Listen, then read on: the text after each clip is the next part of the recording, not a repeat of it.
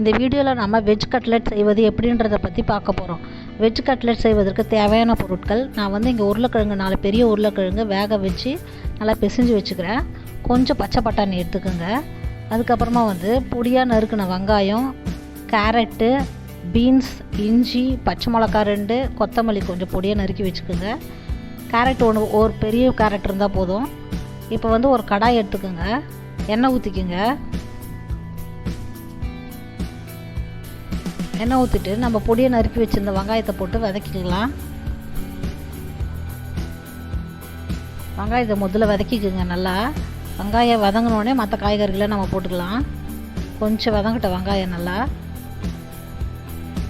பாருங்கள். வெங்காயம் வதங்கினோடனே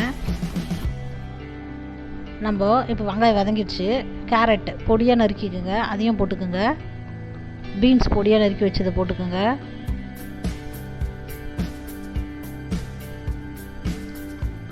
வெங்காயமும் பீன்ஸும் போட்டு நல்லா வதக்கிக்குங்க.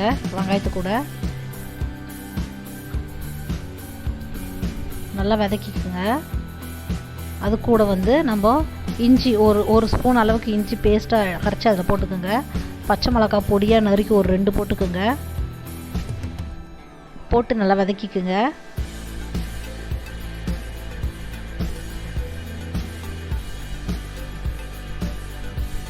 அது வதங்கினோடனே நம்ம பச்சை பட்டாணி வச்சுருந்தாலும் அதையும் போட்டு வதக்கிக்குங்க.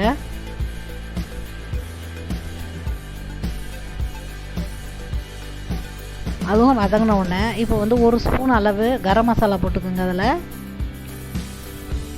1 ஸ்பூன் வெறும் மிளகாய்த்தூள் போட்டுக்குங்க. தேவையான அளவு உப்பு போட்டுக்குங்க. போட்டு இதை எல்லாத்தையும் நல்லா கலரி விடுங்க.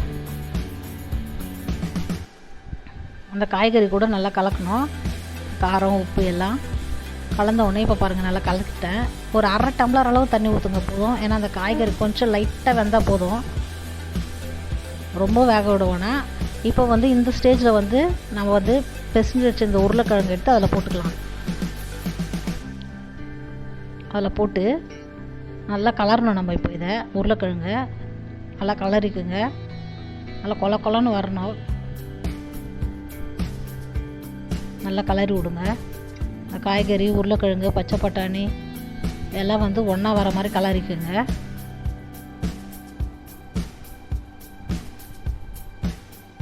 ஒரு மத்து எடுத்து நல்லா அழுத்தி விட்டிங்கன்னா இன்னும் நல்லா கொல கொலன்னு வந்துடும் நம்மளுக்கு. அந்த பச்சை பட்டாணி நல்லா மசிஞ்சிடும்.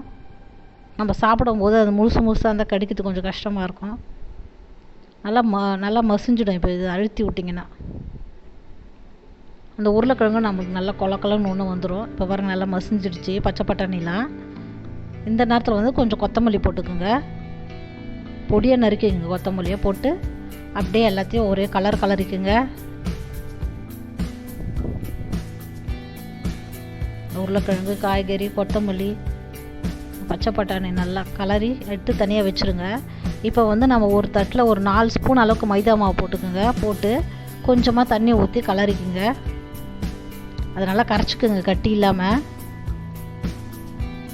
இது மாதிரி எடுத்து வச்சுக்கோங்க. இப்போ நம்ம காய்கறி வேக வச்சோம்ல, அதை வந்து நல்லா ரவுண்டாக பிடிச்சிக்குங்க. கொஞ்சம் கையில் எண்ணெய் தடவி பிடிச்சிங்கன்னா ஒட்டாமல் வரும். இது மாதிரி ரவுண்ட் ஷேப்பில் தட்டிக்குங்க. தட்டிட்டு அந்த மைதா மாவு நம்ம தண்ணி ஊற்றி வச்சுருக்கோம்ல, அதில் நல்லா டிப் பண்ணிக்கோங்க. 2 பக்கமும் டிப் பண்ணிக்கோங்க. பண்ணிவிட்டு இதை வந்து நம்ம ப்ரெட் க்ரம்ஸ் இருக்குது பாருங்கள், ப்ரெட் க்ரம்ஸ், அதில் நல்லா இந்த பக்கம் திருப்பி பரட்டிக்குங்க. ப்ரெட் க்ரம்ஸ் தெரிலனா நல்லா ரோஸ்ட் பண்ணிக்கோங்க. ப்ரெட்டை பண்ணிட்டு மிக்சியில் தூள் பண்ணிங்கன்னா உங்களுக்கு கிடச்சிரும். இது மாதிரி எடுத்து வச்சுக்கோங்க. அது மாதிரி இப்போ வந்து ஒரு தோசைக்கல் எடுத்து எண்ணெய் ஊற்றிக்குங்க. நம்ம வந்து கடாயிலையோ எண்ணெய் ஊற்றி அதை வந்து டீப் ஃப்ரை பண்ணலாம். இது மாதிரி தோசைக்கல்லையும் வச்சு எண்ணெய் ஊற்றி நம்ம திருப்பிக்கலாம். நான் வந்து இங்கே தோசைக்கல் வச்சு பண்ணுறேன். இப்போ நம்ம எடுத்து வச்சதை எடுத்து இதில் வச்சிடலாம். பாருங்கள் 2 தான் வைக்கிறேன். உங்களுக்கு வேணால் 3 கூட போட்டுக்கலாம். கொஞ்சம் ஒரு பக்கம் நல்லா செவந்து வரட்டும். கொஞ்சம் ஸ்லோவாக வச்சுக்கோங்க, மீடியம் ஃப்ளேமில் வச்சுட்டு. இப்போ ஒரு பக்கம் நல்லா செவந்து வந்துடுச்சு. பொறுமையாக அதை திருப்பி போடுங்க.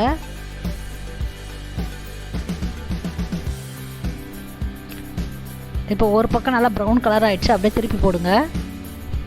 அதே மாதிரி இதையும் திருப்பி போட்டுக்கோங்க. அதே மாதிரி இந்த பக்கமாக வந்து நம்மளுக்கு ப்ரௌன் கலராக வரணும். கொஞ்சம் ஸ்டவ் வந்து மீடியம் ஃப்ளேம்லேயே வச்சு பண்ணுங்கள், ஹையில் வைக்காதீங்க, தீஞ்சிடும். இப்போ பாருங்கள், 2 பக்கமும் நல்லா செவந்து வந்துடுச்சு. இப்போ கட்லெட் நம்மளுக்கு வெஜ் கட்லெட் ரெடி ஆகிடுச்சு. இது எடுத்து தட்டில் வச்சுக்கலாம் நம்ம. இப்போ நமக்கு வெஜ் கட்லெட் ரெடி ஆகிடுச்சு. இந்த வீடியோ பிடிச்சிருந்தா லைக் பண்ணுங்கள், ஷேர் பண்ணுங்கள், சப்ஸ்கிரைப் பண்ணுங்கள், மறக்காமல் பெல் ஐக்கானை கிளிக் பண்ணுங்கள்.